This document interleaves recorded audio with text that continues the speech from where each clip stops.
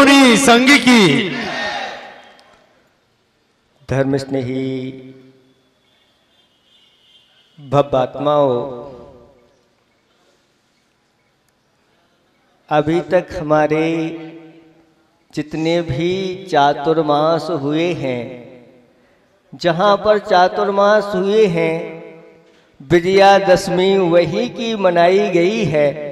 लेकिन इस बार कुछ अलग ही हटके हुआ है कि विजयादशमी उस स्थान पे ना हो करके यह सुबह सुबह आप बमोरी नगर में ऐसे मुनिराजों के दर्शन पा रहे हैं।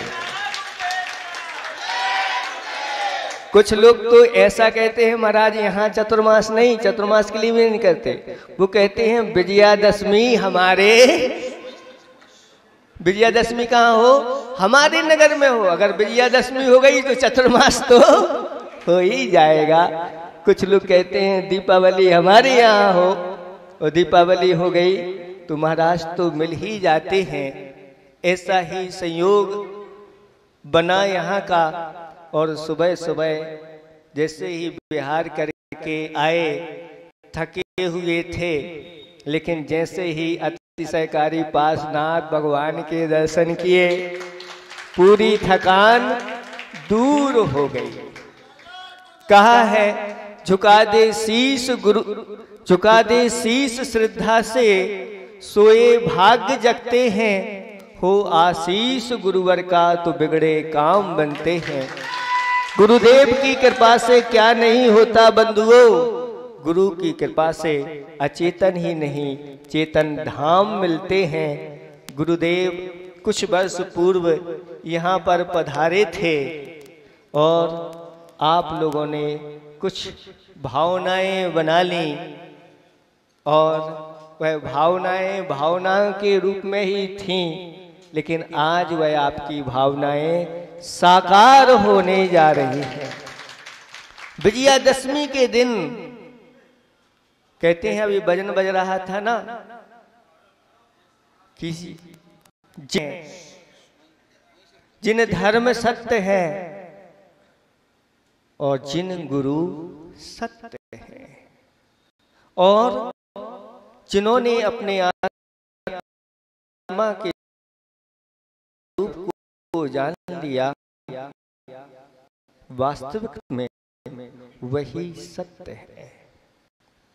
और सत्य को है वो जिनेंद्र भगवान के धर्म की और जिन गुरु की जय बोलता है, उसकी हमेशा विजय हुआ करती है। और आज विजयदशमी के दिन आज आप बहुत बड़ा कार्य यहाँ करने जा रहे हैं कि ऐसे 3 लोक के नाथ के लिए एक उच्च स्थान देने के लिए आप लोग कटिबद्ध हो गए हैं। और ऐसे जिनेंद्र भगवान के लिए जिन्होंने उच्च स्थान दिया है, वो बहुत जल्दी सर्वश्रेष्ठ स्थानों को प्राप्त हो जाते हैं। मदालसा माँ का नाम तो आप लोगों ने सुना होगा, जिसने अपने गर्भ में संतान को ऐसे संस्कार दिए, जब वह संतान गर्भ में थी और वह अपने स्वामी राजा से कहती है कि राजन, मुझे आपके साथ कुछ धर्म चर्चा करने की भावना हो रही है। राजा कहता है, बोलो, पूछो क्या पूछना चाह रही हो।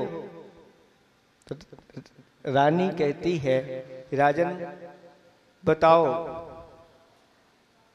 अंधकार से भी घना अंधकार क्या है? अग्नि से भी ज्वलंत पदार्थ क्या है?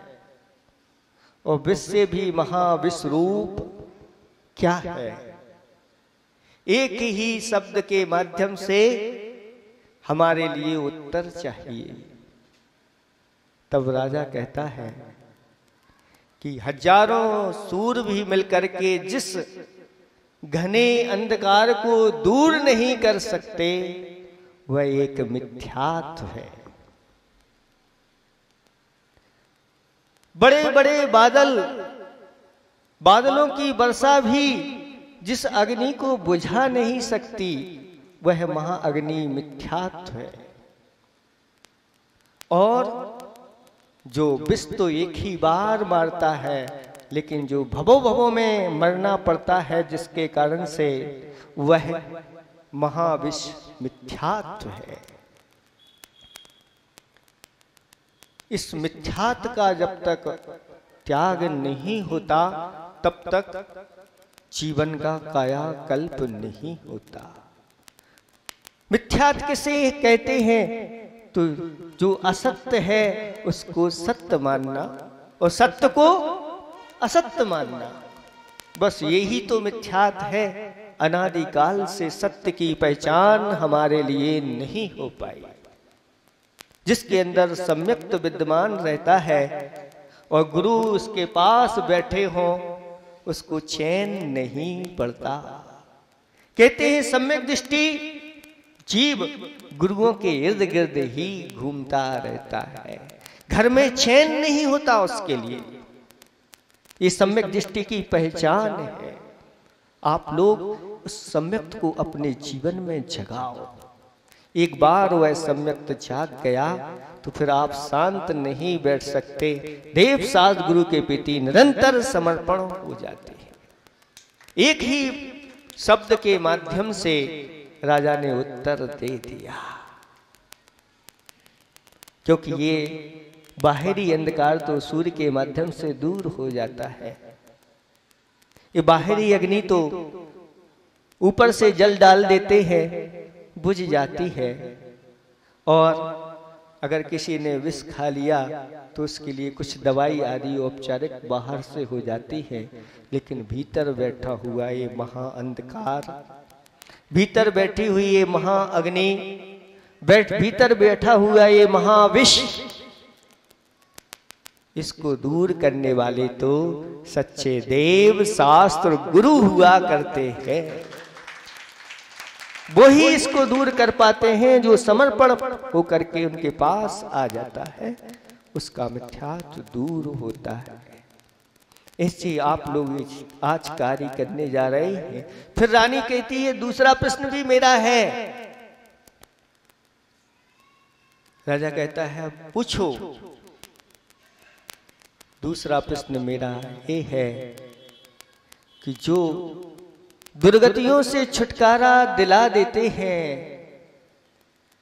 और स्वर्ग आदि सुखों को और आगे जाके परंपरा से मुक्ति के सुख को दिला देने वाले होते हैं, वह 5 दकार कौन से हैं? तो राजा कहता है पहला दकार है दया। द से दया, जो अपने जीवन में दया को धारण करते हैं। दयालु व्यक्ति रात्रि में भोजन का त्याग करते हैं, क्योंकि रात्रि में भोजन के अंदर बहुत सारे सूक्ष्म जीव आकर के गिर जाते हैं, उनका भक्षण हो जाता है। दयालु प्राणी रात्रि में भोजन नहीं करते। दयालु प्राणी पानी को छान करके पीते हैं। जिनके अंदर दया होती है, जिनके अंदर दया होती है, वह जमीन पर दृष्टि डाल करके चलते हैं, ऊपर सिर करके नहीं चलते। ये दयालु जीवों की पहचान होती है। हमेशा हमेशा जीवों के प्रति दया के भाव रखते हैं। ये पहला दकार है। अपने अंदर हे भव्यात्माओं उस दया को धारण करो और कभी ऐसी अभक्ष वस्तुओं का भक्षण नहीं करो जिसके माध्यम से दुर्गति मिल जाए। दयालु व्यक्ति इन अभक्ष वस्तुओं का त्याग करता है, इसलिए वह दुर्गति का पात्र नहीं होता। दूसरा दकार है दमन, इंद्रियों का दमन करना।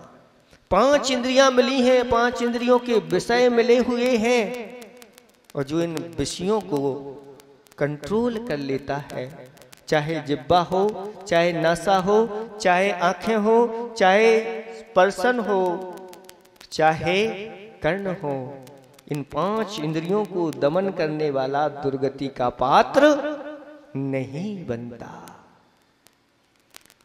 तीसरा दकार है दान करना।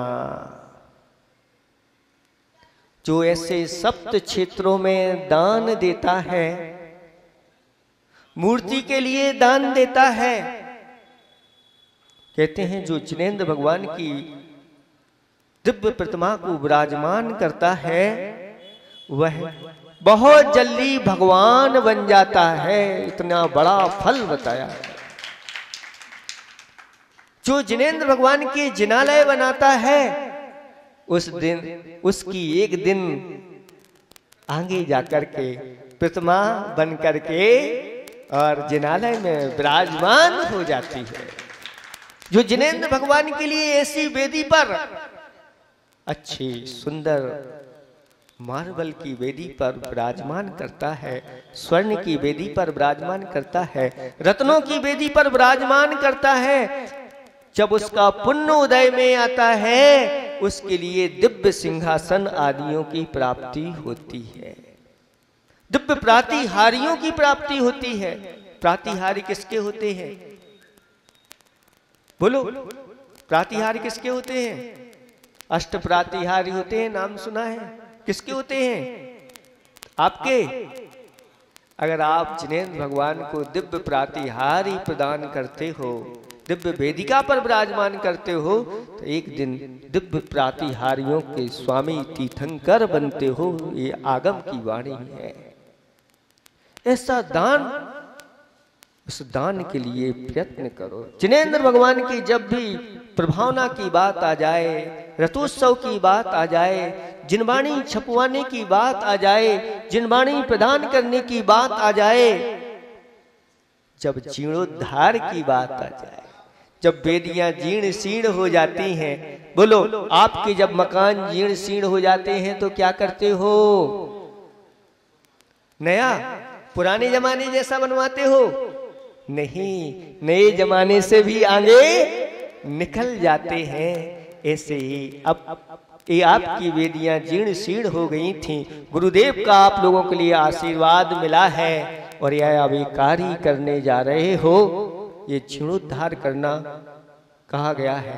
एक नई वेदी का बनाने की अपेक्षा अगर किसी पुरानी वेदी का जीर्णोद्धार कराते हैं तो कई गुना पुण्य उसका बढ़ जाता है। और आज विजयादशमी के दिन एक कार्य नहीं हो रहे हैं, तीन कार्य हो रहे हैं। उधर मोहनगढ़ में एक विशाल वेदिका बना करके और उन सारे श्री जी को उस पर उच्चासन दिया जा रहा है कि आगे नवीन जिनालय बन करके उसमें फिर बड़ी अच्छी सुंदर सुंदर वेदियों पर उन सारे श्री जी विराजमान होंगे। तो दूसरी तरफ इधर बमोरी नगर में श्री जी के लिए वेदिका शिलान्यास हो रहा है।